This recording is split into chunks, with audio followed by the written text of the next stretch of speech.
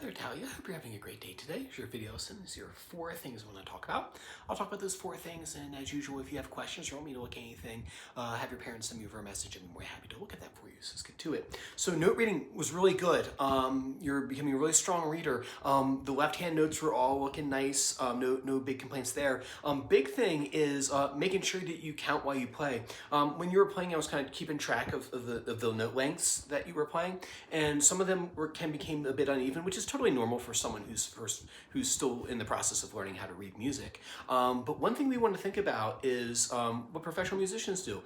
People like myself, what we do when we're playing from sheet music is a lot of times we're counting in our head, depending on how complex the music is. If it's something simple that I'm pretty familiar with how it goes, I won't count as much in my head because I'll just kind of know how the tune goes. But if it gets complicated, or if it's something that's tricky for me, I am most definitely counting in my head. So when you're playing those quarter notes, say if you're, I'll play the D scale since that's what I remember right now, is say 1, 2, 3, 4, 1, 2, 3, 4. Say if it were half notes, I would do this. 1, 2, 3, 4, 1, 2, 3, 4. So when you're practicing clapping your songs, make sure you're counting out loud while you do that.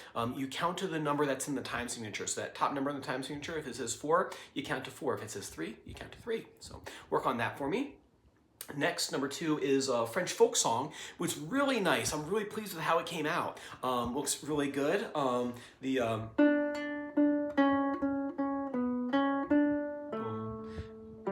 Right here, what you can add, ba da dee da da dee da da da dum, and then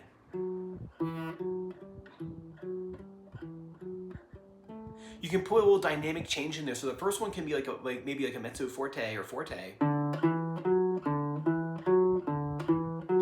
then the second one you might move to a different position in your string.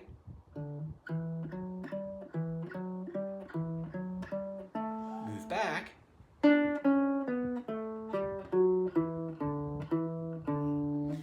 Play it that way. So what we'll probably end up doing a lot of the Book 1 songs is going back and refining just like little musical things that you can do with them. So that way you're not just playing notes, but you're actually playing music.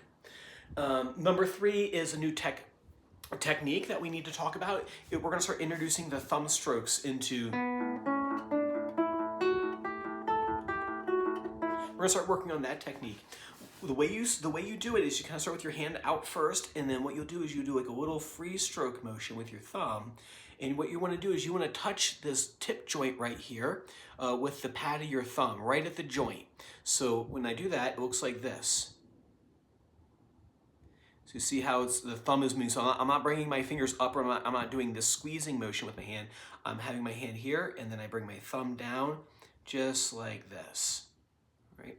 Then what you'll do is you'll take your thumb and you'll put that on the 5th string for me, and then you'll place your index finger on the 2nd string, and then what you'll do is you'll we'll push through the 5th string, and that thumb is going to come down and touch the tip of the pointer finger, just like this right here. You don't want to rest on the string below right now. That's a different technique for another book. But we have this right here. So I'm here on the 5th string. I push through and I rest on the tip of my index finger. Just practice that motion this week, and then what we'll do is we'll start doing more things with it, like we might do Caveman Twinkle. Right, that one right there. So work on that for me. And then last thing I want you to do is I want you to start listening to the firm and tons. There's no bass notes in this. What this one uses is the D scale up to high A. So when you play your D scale, right, we're going to use all those notes for the for firm and tons. So make sure you first listen to it, right? That has to happen. And then if I play that,